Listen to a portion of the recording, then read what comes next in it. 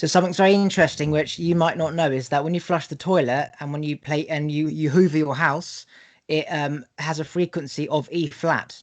So if you flush the toilet and you like had a guitar sound key tuner thing, it would say E flat. And if you turn the hoover on, it would also be E flat. And what's interesting is like say 8, 9 years ago, I was laying in my bedroom and I was going, "Ah!" And my curtain pole, which is up there, started to vibrate. And I could hear it like going, and then from that moment, I tried to get it to vibrate again. So I started to go, and it wouldn't do it. And I realized that that pole has a certain frequency already inbuilt in it that when it hears another vibration, it becomes in harmony and it starts to vibrate. One sec. My reminder came up saying Mona podcast.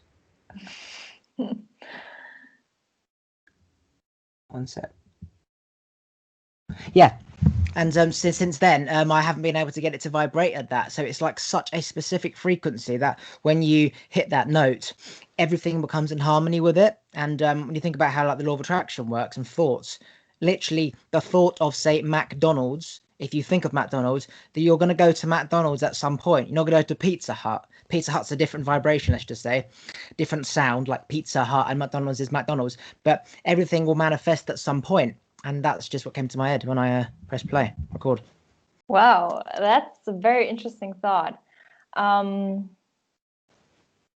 Yes, since everything has a vibration, I would say it is just extremely important for everybody to know in which frequency they're vibrating. And I feel like the majority of people have no clue what the frequency actually is, and B, how they can get to a higher frequency to manifest things into their life that they really want. So what would you give people, like what advice would you give them to just know what they could do to create their dream life? Like every night I listen to YouTube videos. For example, last night I was listening to a guy called You Are Creators. He's called Justin, and he's somebody who literally keeps saying what you vision in your mind will become a reality at some point. So don't put a specific like time frame or time of when you want it to happen. Just hold on to the vision and it will eventually come. And he says that he swears by anything. So if it's 100 grand, don't put a year on it. Just say 100 grand, because you don't know how the universe works. It needs to bring certain people in your life, and it might not be around to bring it to you in say a year. But he says anything you think will manifest. And obviously I've always known all of this thing, but when I was 21 and I learned all this, and then I helped my parents heal, I lost my energy frequency. It sort of reached a peak and then it dropped, and I'm only just getting it back 7 years later. And things that every time I think of something, it eventually does happen, whether it's a person, something that I want, like a physical thing, like a clothing or a piano or join a gym, or just something that I want which doesn't exist, like 5,000 views on my podcast every episode, or I want to have this amount of money in cryptocurrency. All that stuff does happen, but none of that has happened in the last 7 years. And I'm trying to get back to that point. And when I listen to Justin from You Are Creators on YouTube saying, if you see it in your mind, it's going to happen, and he swears by it, then everything that I'm thinking, my goal is 5,000 listeners by Christmas and say £100,000 by Christmas. If you hold on to it, he swears that it's going to happen. Now, I'm skeptical because I know that what you think you do become, but there is limits. Like you can't just attract a giraffe with 4 legs playing a piano, turning up to your house. So there is limits to what can come, right? Yes. But when you understand if it's a possibility and it is a reality that it could happen, and you know it's likely to happen, you can attract stuff. So just see it in your mind and it will come, but don't put a time frame. Don't plan how it's going to come. Just hold on to that thought. Like as a YouTube video years ago was a boy wanted a bike for Christmas and he didn't know how or who, and then his grandparent or auntie dropped a present on the doorstep and he looked inside and it was a bike. So she picked up on his thought that he wanted a bike. So things do happen eventually. That's true. But I feel like so many people are skeptical about manifestation and the law of attraction because they have simply heard the sentence. You just have to think about something very strongly, and then it will manifest itself into your reality, right? And so many people tried it so many times, but then they're disappointed because it doesn't happen, it doesn't show up. And there are so many other laws that they have to keep in mind. For example, the law of action, that they actually have to go out and do something to attract this specific thing into their life.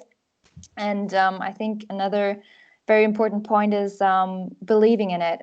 So when a person wants to try manifestation, but in their mind they already think, this can't happen, this is not possible, then it won't come, not now and not in the future. So I think the most important thing about manifestation is the belief in that it works.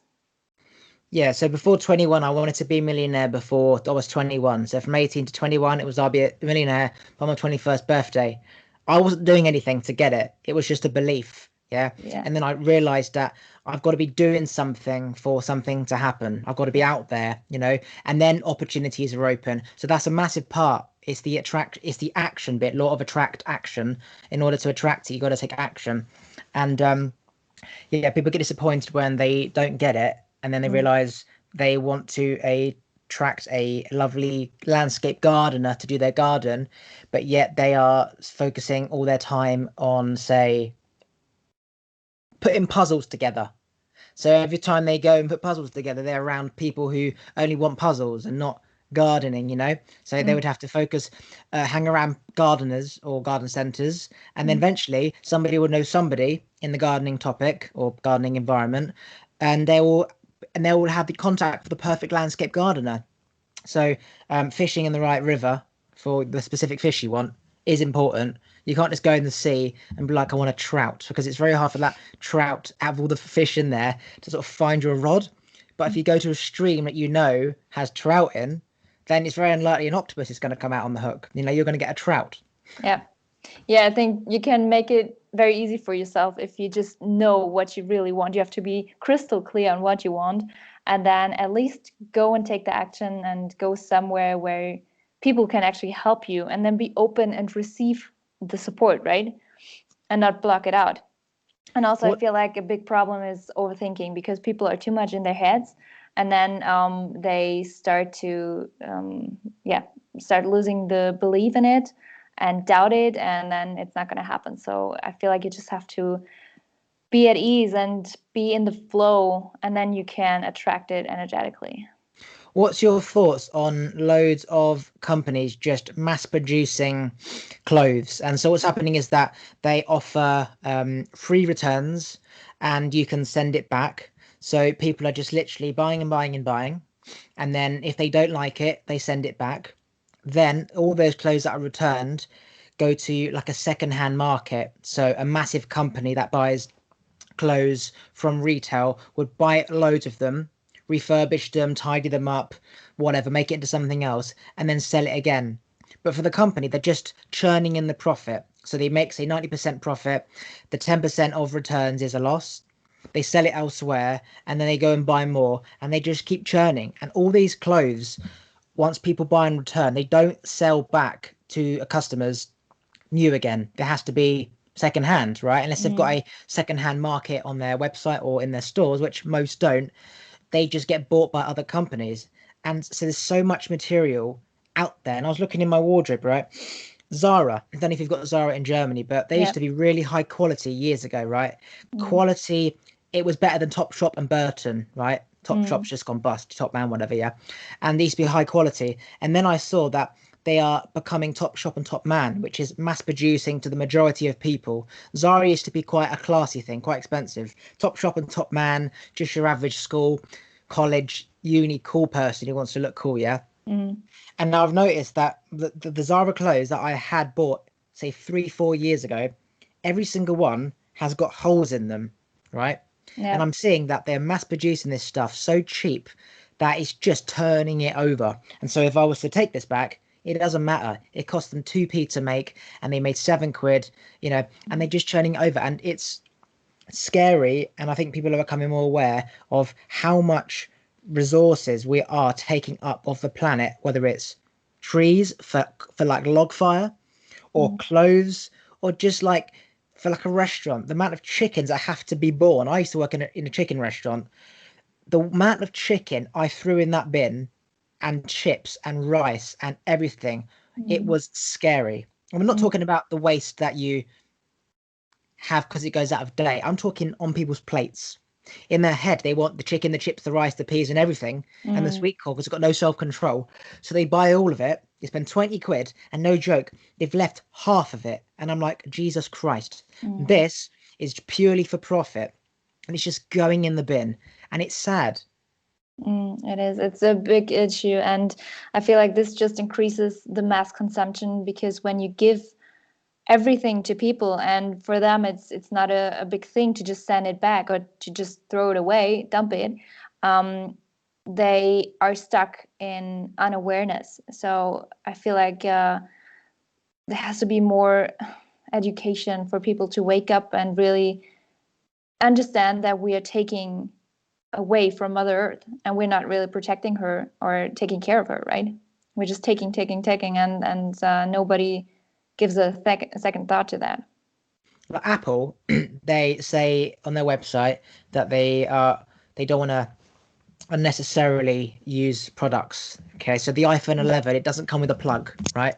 Yeah. So it doesn't come with a plug. You should think that it's going to be less expensive, but the phone is still it's still as expensive, if not more expensive, than the one before. It doesn't have a plug, and to buy the plug, it's 30 quid, right?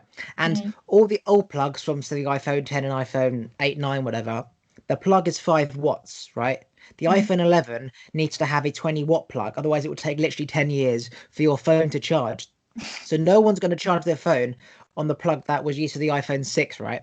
So they're going to go and buy a plug. Mm. So they've actually made more money because when we buy the plug and add it to the value of the phone, that equals more money than the actual phone itself. So all this about saving the planet and not wanting to waste products, we're gonna have to buy it anyway. So Mm. again, it's a load of bollocks. And any company who wants to help the planet, they do not. It's about image, and they're Mm. scared of people boycotting them. So they just say we're helping the planet, wooden straws, and yet they charge £6 for fucking straw. You know what I mean? Mm. Mm. So again, it all comes down to money and image. No one cares about the planet. These companies care about profit, Mm. and that's all there is to it.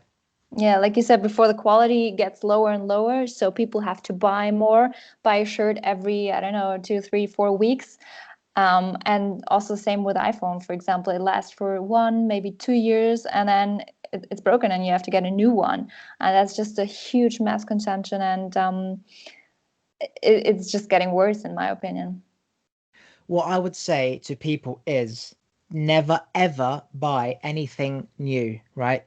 What you do is you buy it second hand, but when the newest item is out, that's the one that you want, right? So you wait for another one to come out. So now that becomes the second newest item. For example, an iPhone 7 is £700 new. When the iPhone 8 comes out, that iPhone 7 is now going to be, say, 600 new, Mm. but second hand it's going to be, say, 450, 500 quid. So when a new one comes out, to buy it new from Apple is £100 less, but the second hand it's going to be, say, 250 cheaper than a brand new iPhone 8. So you Mm. wait for the newest one to come out and you buy second hand the second oldest one, and then when another one comes out you sell that just before and you buy the next one. Rather than chasing the new one, buy the second hand second oldest one, right? And you'll Mm. find that you are going to save so much money, because when that second-hand iPhone that you've bought and you sell it, you're only going to lose 100 quid, right? But if you buy it online brand new and then another one comes out, that's not going to be less £100. That's going to be less 250 quid, because it's now second-hand and it's an older version. So after the new one comes out, even like a car, it sort of goes down massively and it sort of stabilizes. That's why they Mm. say you should never buy. As soon as you walk out the garage, you lose, 20% or whatever, and it's Mm. because it's all marked up based on how much it took to buy, and then they quickly sell it and they don't care. It's almost like apartments. All these new builds that are being built everywhere, they're a scam. All these buy to help schemes. So you as a person buying a house, government gives you say 25% towards it. 25% on 400 grand. Yeah, that's quite a lot. But those properties next year will be worth 400 grand. they'll be worth say 325 because they were all marked up because everyone wants a new house. Okay, and you look around and they're all about 400k, so you think market price, but it's bollocks. All that market price is overinflated from other developers all trying to increase their properties. So now you've actually bought a 400 grand apartment that's actually only worth realistically 325. But the Help to Buy scheme makes you think that you're getting a deal because you're saving 100 grand. Mm-hmm. So that 100 grand you saved, you've lost it because your apartment, if you do sell it, is actually only worth about 325. So all this new shit is peaked up. And buy second hand, my laptop, second hand, say 300 quid, my iPhone, same thing. If the new one comes out, buy the second hand one, say 300 quid. Even my electric scooter, they're £500 in the shop. I got mine for 290. Yeah. Don't buy new, buy used. But how do you create this awareness for people to go for secondhand, for example? Because I feel like everybody just wants new stuff to be, yeah. Yeah, so my mum's a fine example. She wants a new iPad, right? But she doesn't want someone else's iPad. So she'd rather spend £600 on an iPad rather than an iPad that somebody could have had literally for fucking 3 months, yeah? Yeah. And they just occasionally send an email, like for 400 quid, but she wants it new. And it's a belief system.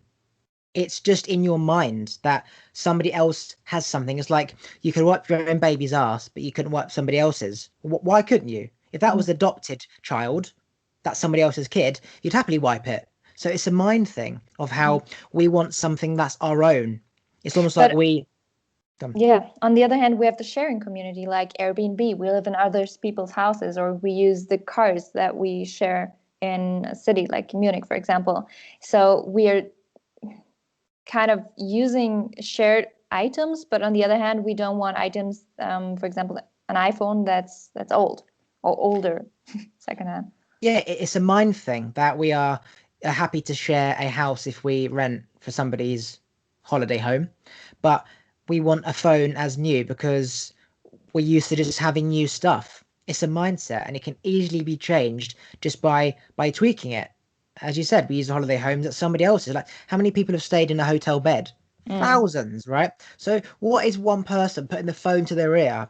Like, I'd rather have somebody else's ear connected to my ear than somebody else's like shit on the bed and like, sex shit on the bed. I'd rather that dribbling on that pillow. So again, it's literally a mental thing and people can change their minds just by understanding and just like processing. Do I really need a new thing? Next year it's going to lose 200 quid. I'd rather spend that on say 4 massages for 50 quid a time, which I would.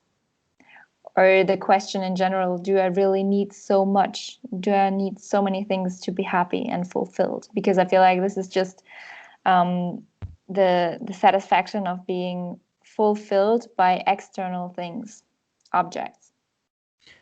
What is your thoughts on people dyeing their hair? And should they love themselves first before they dye their hair? Or should they dye their hair and feel that feeling of what they're trying to feel, which is loving themselves, knowing that at some point when they do dye their hair back, they're going to look different and people won't compliment them as much and they'll have to start all over again. Okay, so I would say the natural look is the best, just in my opinion. But dyeing hair has also the effect of, not the effect, but you put chemicals on your head, right?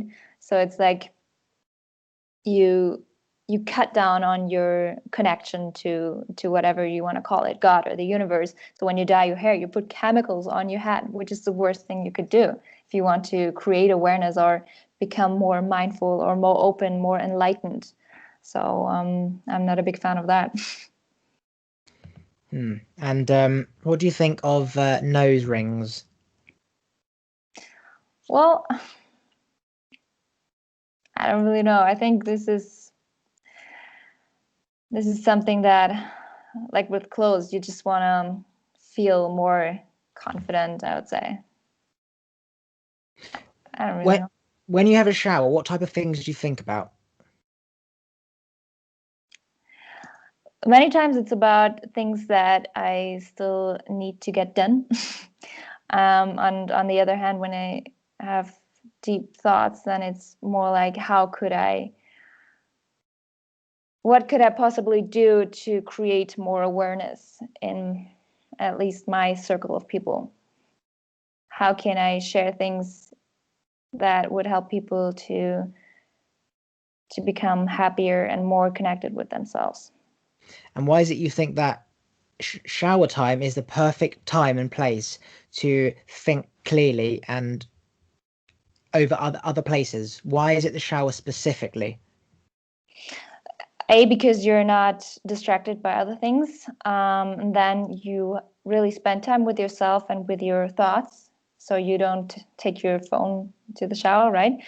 And it's also a clearing process. Like when you clean your energies with, let's say, Palo Santo or sage, this is the same what you do in the shower. You just clean your body, but also your field, right? So I feel like this is always the time where you have the time to connect with yourself and think clearly because you're not distracted. Does sage actually do anything? For example, it clears bad spirits. Does it, if let's just say ghosts did exist, right? And spirits do exist. Does the sage have any effect on vibration, which is basically just a burnt plant, right? And if it doesn't exist, does it actually do anything? Or is it again just a mind thing where you believe that it's having an effect? Like when the priest comes over and blesses the room. If ghosts didn't even exist, right? And that person now believes that that ghost is gone and they live their life happily, that the ghost is gone because of this vicar washing sage around. Well, if ghosts don't exist, then that's all in their head, and it's also in the vicar's head, believe that there's a ghost there in the first place. You know what I mean? Right. I think it's a mind thing. Yes, when you do that, it's like taking pills. You really believe in the result, and because you believe so strongly, then it works for you. And that's with everything else too, like manifestation. Who can actually tell you that it really truly exists? But as long as you have the strongest belief and nobody else can tell you another thing, then it will happen for you. So we can create everything just by thinking of it or having a strong belief in it. And the same with sage. So, for example, a legal drug like a popper or a pill, right, as opposed to medicine pill, obviously you can believe that you're going to have a less of a headache if you take a pill, and it could just be sugar tablet. But let's just say a pill or a popper, right, or an ecstasy tablet, that can't be controlled by the mind. That is actually having an effect on you, right? So what's the difference between an illegal pill and a prescribed pill in terms of the belief that it's going to have an effect? Well, the prescribed pill is not as intense, I would say. So do you think it's possible to counteract a illegal high effect by the mind? So if you take an ecstasy tablet, can you counteract that? Or is it just something that you have no control over until it wears out your system? I think it has control to a certain extent, but you can increase it or decrease it. Whatever you feel when you take that. But still not enough to remove it completely. Yes. I do agree. Yeah. Ask me any question that comes to your mind. So talking about holy plants, do you think that ayahuasca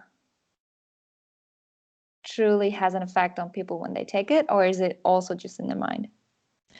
So I believe that if you wanted to reach a different awareness, consciousness, and explore different parts of your brain through thought, that you could just be in your bedroom and you could choose not to watch TV, not to put the phone on, not to do whatever, and you just have to sit with yourself and question everything, and you'd reach that part of where you have all these amazing new thoughts coming into your mind that you weren't thinking before, right? Ayahuasca DMT, it stimulates that same part of the brain that once it's stimulated, you now have access to that information, right? But you can get to that point, for example, through meditation and just focus because it's stimulating, say, the pineal gland, right? And that could be activated by simply increasing the serotonin levels of your brain, by being in a really happy place in your mind and physically. And all of those energy shifts will allow you to open up your pineal gland where you can start questioning, is there a God? How does God have where does he eat? Like, is there restaurants up there? All that means there can't be a god, and then it links to other stuff. You can do that, but if somebody has such low energy and is like depressed and has got so much shit going on in their life, it is very hard to push those thoughts away in order to get to that point where you can reach those pineal gland experiences that when you take a ayahuasca or the DMT, that it will just essentially shortcut that process, which probably would never ever happened. For example, like you and me, we could get there without the ayahuasca because we're already mentally there. But for people who are not, they can get to that place, and then once they're there, they can choose to stick to their life before they tried that, or do it again, or try and get back there by thinking about the things they thought about on that drug, and then just keep focusing on those things, and then their normal life will just become a distant thing.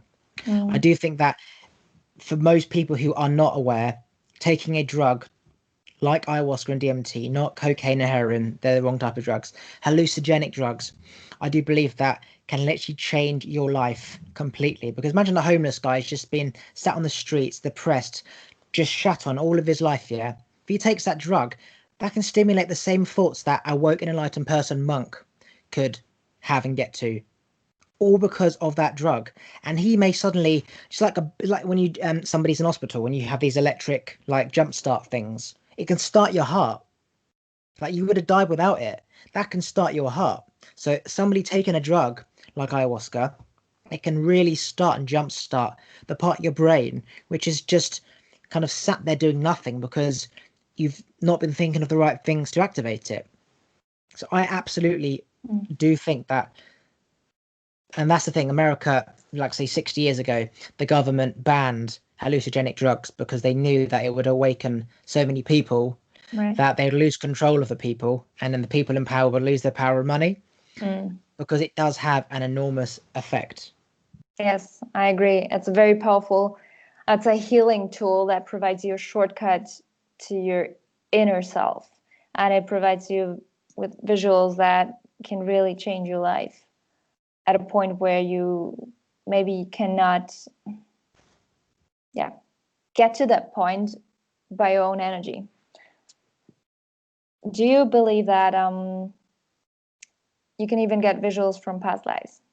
Like not from this life, but you can travel in time? So to me, okay, I went through a phase of believing in past lives and afterlives, right, and ghosts, until I kept questioning it even further and I found flaws. And then I couldn't find a counteract argument to then believe it again. So now I don't believe in it. To me, a past life is yesterday, right? 20,000 years ago, but it's nothing to do with the physical body, right? So people say, past life was in another life, like another physical body. So I could have been a human, a cow, whatever, yeah? That's known as a past life. But a past life literally could be 5 weeks ago, because the universe just keeps spinning and the night becomes day, night becomes day for millions of years. It doesn't know past lives, right?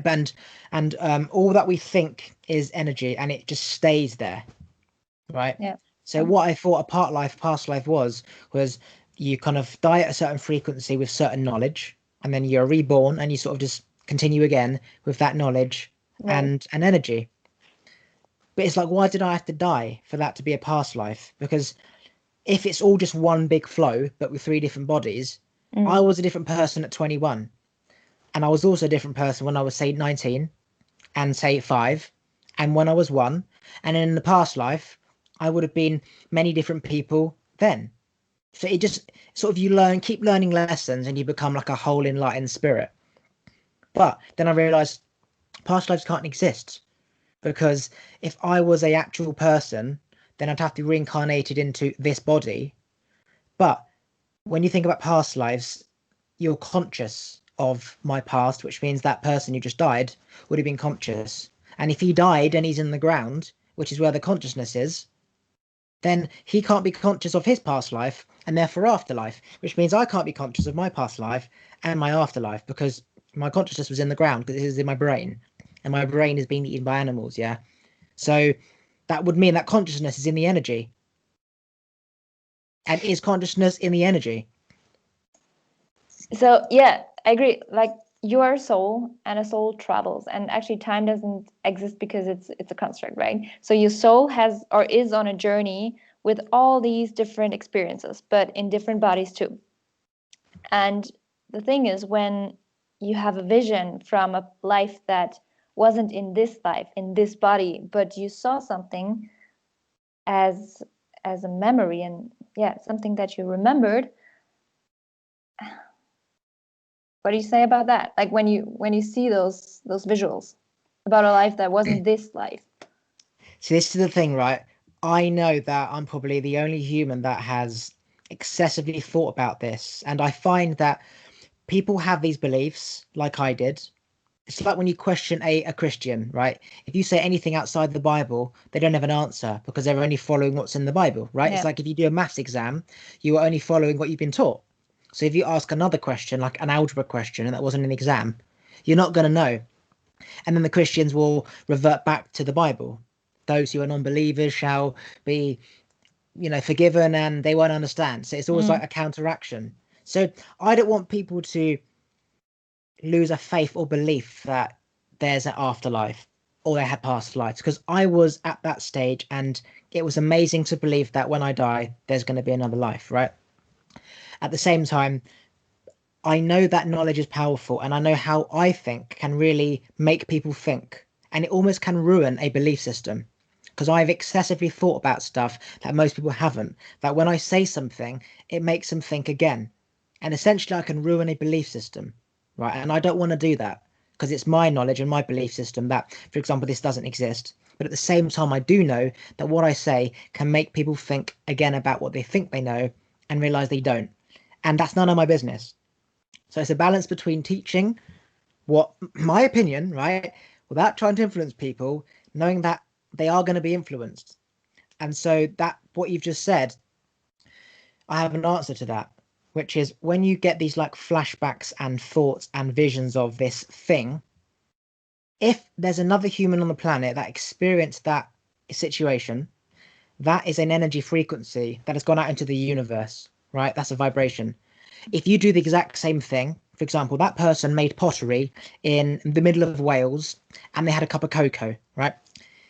All those thoughts are now a frequency. If, for example, I went to Wales, had a cup of cocoa, and was doing pottery, right? That is the exact same frequency. So now our energies are the same.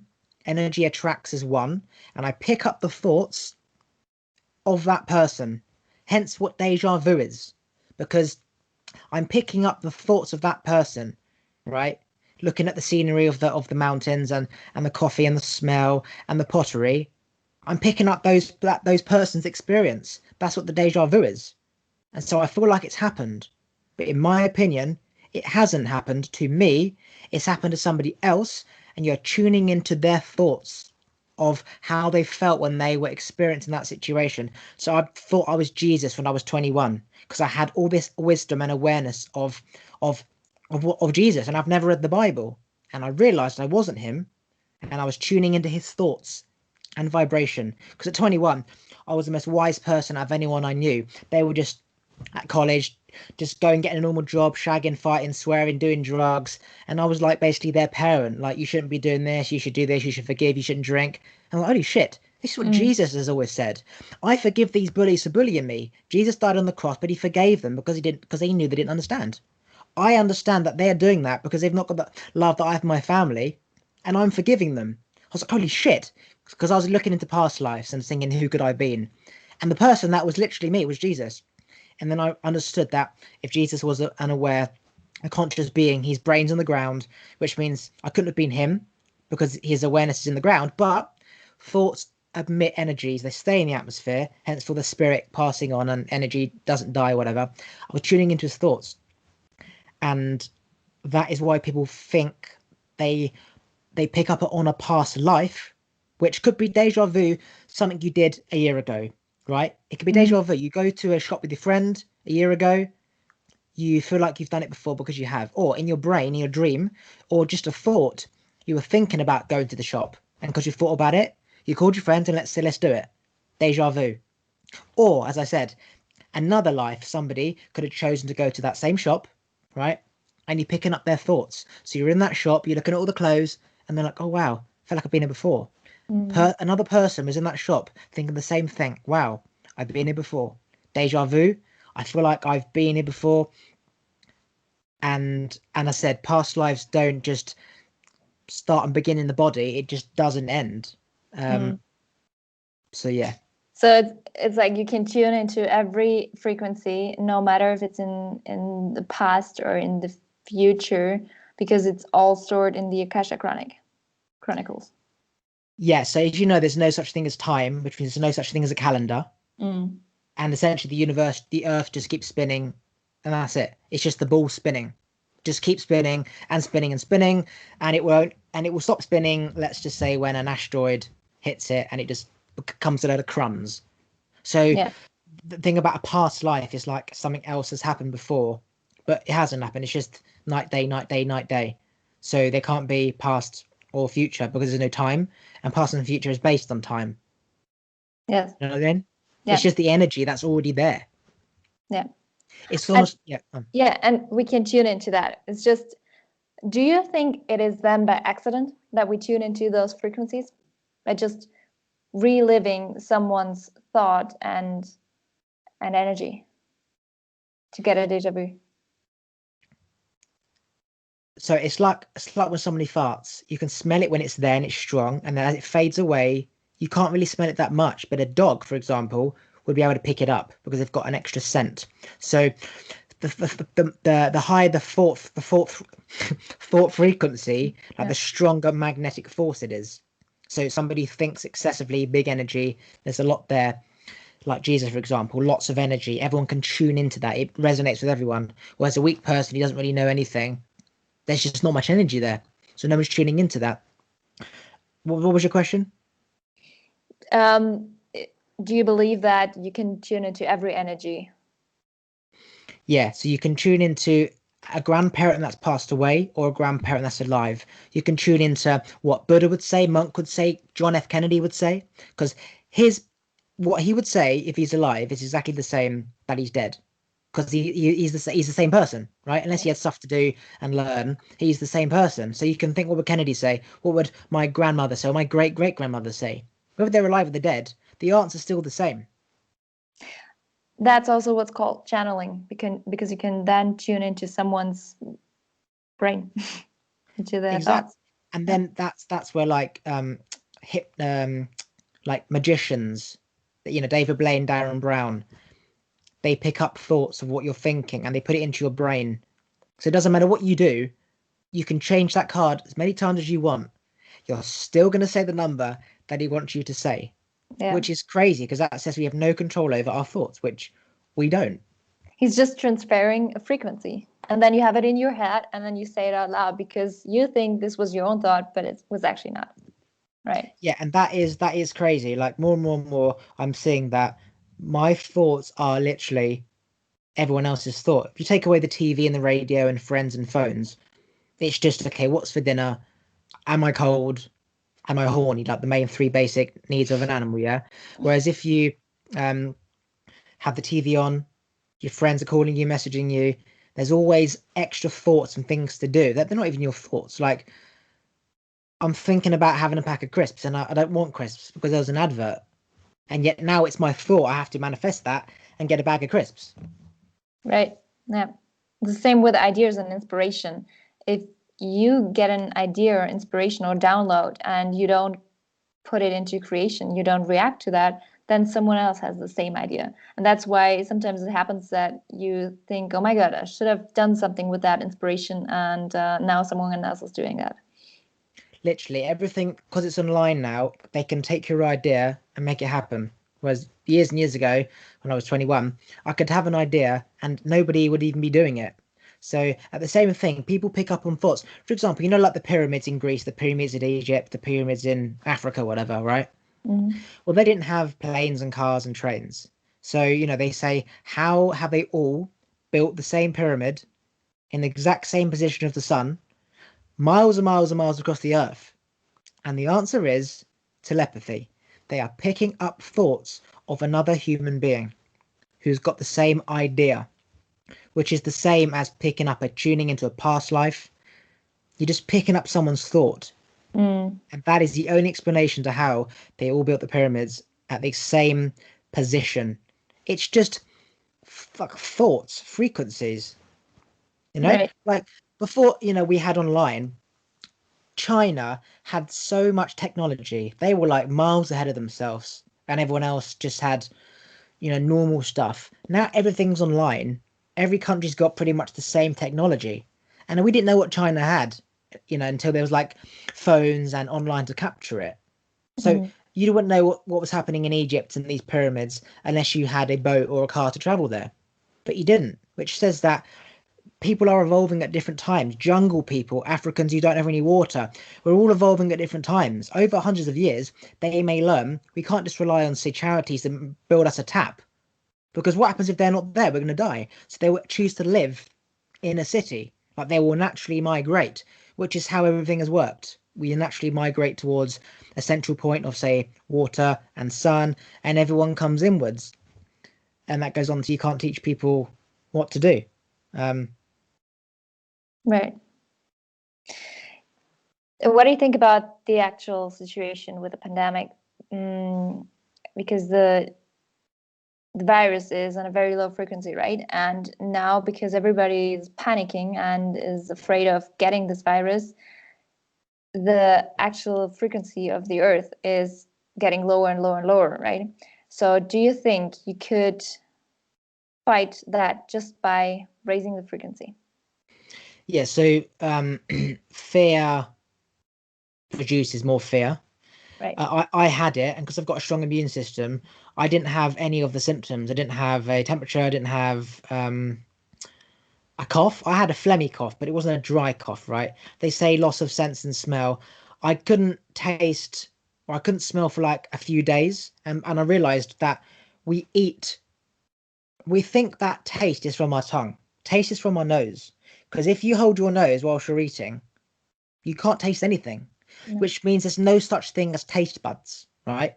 That's crazy. There's no such thing as taste buds, right? Because when you hold your nose, it all tastes the same. Try it, right? When you eat, hold Right. your nose. It's true. And Yeah. and so and so this thing about taste.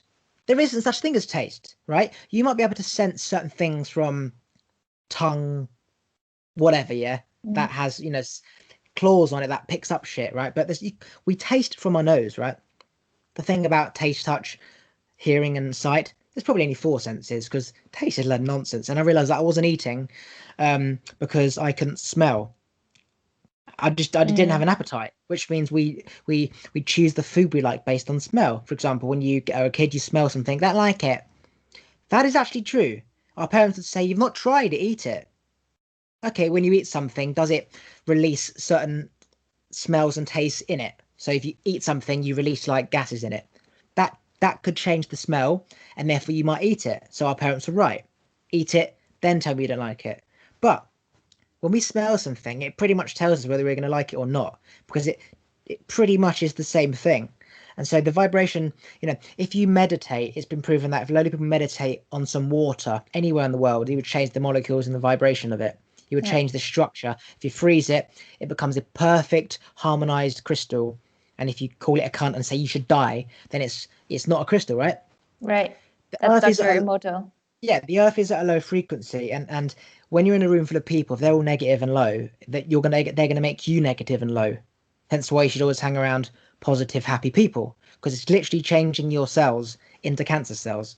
So can meditation effectively change the earth's vibration? Well, positive vibration is so powerful that it can penetrate like 100 times through negative vibrations. That if Monk Buddha, myself, you, I don't know, some powerful mental people, just 10 of them, do they have the ability to essentially change the vibration of 8 billion people? Technically, I don't know the answer, but it's absolutely possible. Knowing how powerful positive vibration is to negative vibration.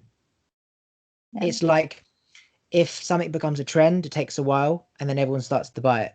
But if that trend is not there, no one's buying it. So if a positive person came into a room and healed everyone and told everyone to stop fearing the virus because you're just going to put your body into a negative, stressful state and you're going to allow yourself to experience more symptoms. As I said, I've got a strong immune and I didn't really have the symptoms. You realize that people who have the symptoms just have a weaker immune system and that the symptoms are their body fighting it. The stronger immune, the less the symptoms. The weaker the immune, the more the symptoms. Yeah.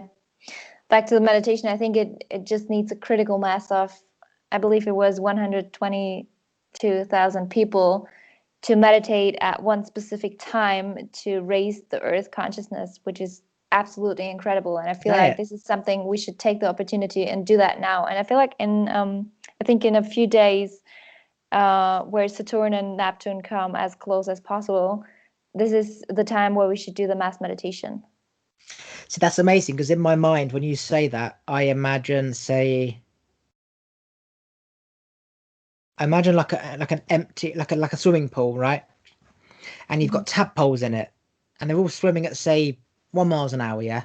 So they're just sort of moving around and like cells in a petri dish, they're just vibrating at the same thing and they're moving around, right? Yeah.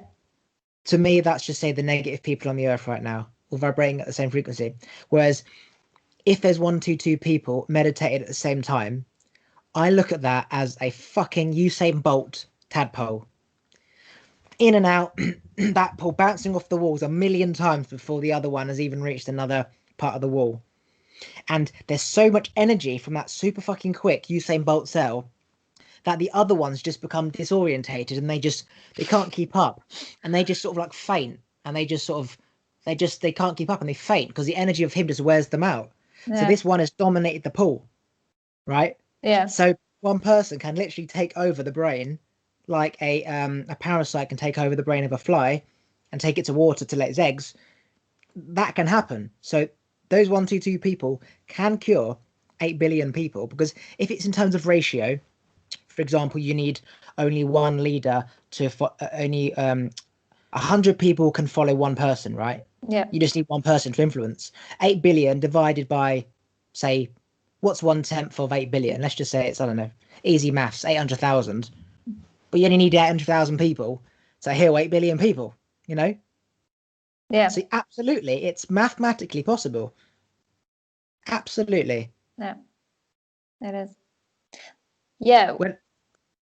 We planned that to do a mass meditation here in Germany on the 21st of December, which is the date where, like I said, Saturn and Neptune come super close. Where did you find out about that? That is 122. Like, was it science? Was it maths? Was it someone's opinion? I read it in a book of a young woman. She's from Switzerland, and she was born with a higher consciousness. And in March this year, she already said this, that 122,000 people, when they meditate at one specific time all together, this can really cure and help people to raise their consciousness.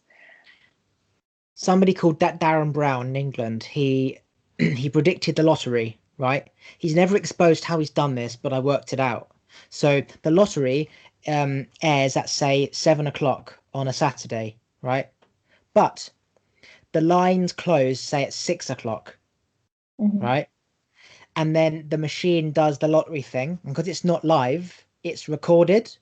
The balls have already been chosen. Yeah. Everyone in the production team can't say anything, but it doesn't matter because you can't go and get a lottery ticket after 6 o'clock. So even if a production team person said these are the numbers, you can't buy it anywhere because you can't get a ticket after, say, 6.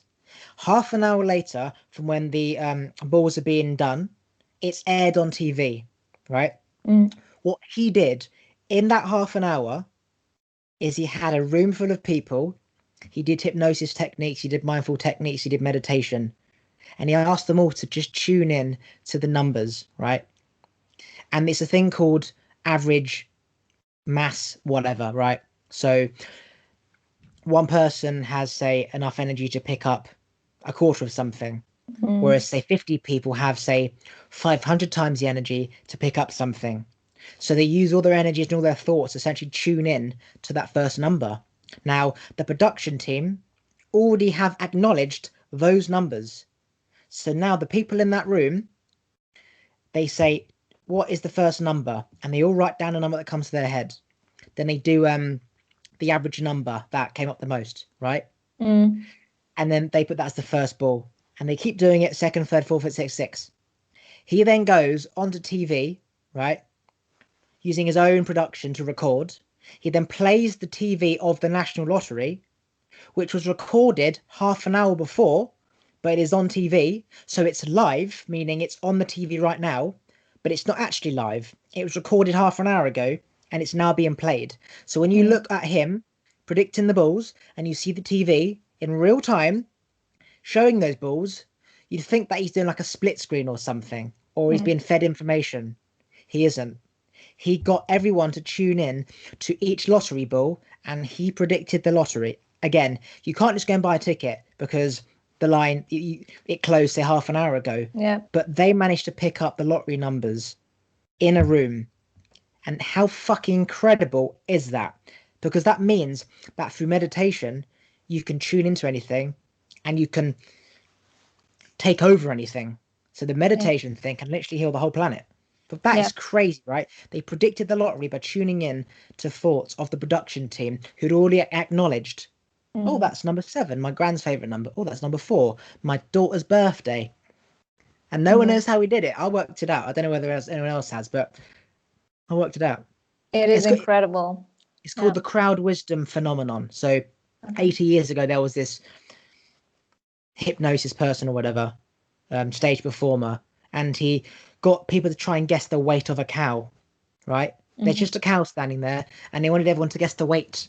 And everyone wrote down what they thought the cow weighed. They did the average out of that, add it all up, divided by the amount that, was done. And it was the exact weight of the cow. Same thing. Crazy. Somebody else has tuned into somebody else has acknowledged that the cow's 158 grams or whatever. And all the maths balances it out. Like, it's just phenomenal. That's crazy. Yeah. Powerful. So it does work. It's very, very powerful, and I feel like this is invaluable knowledge for people out there to really believe in the effect that meditation has, or the frequency, and your own belief system and your mindset, right? Anything you want to talk about before we end it there, so we've as we end on a high? No. Anything that comes to your mind? Not particularly. I've talked a lot. Right. Anything you want to promote? Yes, I would like to promote that event that we have on the 21st of December, which is the mass meditation. Whatever country you're in, whatever zone you're in, it's just super important that you tune into the same time and meditate and really try to raise the earth consciousness, which is super important, especially right now. Instagram or any websites? Yeah, Instagram. It's Mona Koebele. I hope you can put it in the podcast tags, and yeah, I'll put it on the website. Yes, and this is where I share all my stuff in English, because typically my website is in German, so Instagram is the best way to reach me. Right, wait there, I'm just going to press stop.